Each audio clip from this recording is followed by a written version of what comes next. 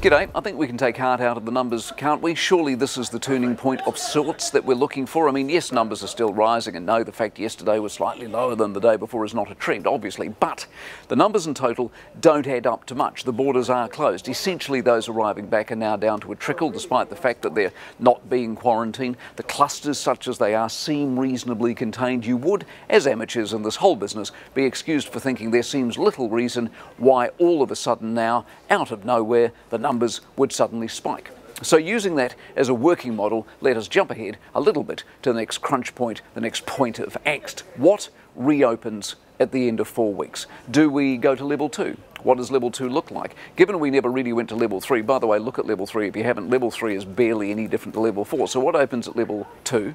How much of the economy is moving? And how much at that point do we reignite the argument that we're already having as to what should be operating and what shouldn't be operating? We'll get a bit of a read on the economic damage at that time as well. How many cafes don't reopen? How many businesses are finished? Hospitality, as in tourism, and its many wounds will be there for all to see, given the borders aren't opening and no one will be going on holiday. So we will sort of limp, I guess, into a new reduced kind of economy, and that's the really tricky bit for the government. John Key on the program the other day was 100% right.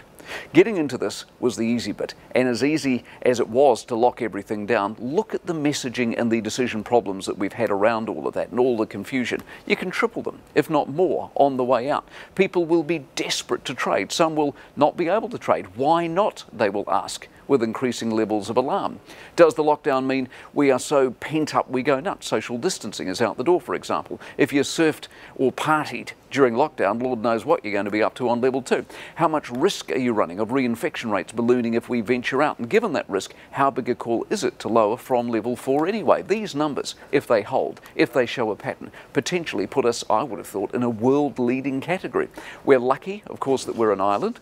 We're lucky we locked down so tight. We're lucky ISO seems to be working. We are lucky that there are so few of us to start with, only 4.7 million or whatever it is. But the bit we're in, although eye-wateringly expensive, perhaps too expensive given the carnage already and the carnage to come, is actually easy. I mean, doing largely nothing is easy and has been easy. How to return to normality and what that normality looks like and reacted to, well, that's the hard bit. Not just hard, in fact. It's a mixture of courage, guesswork, luck, and potentially even a bit of magic.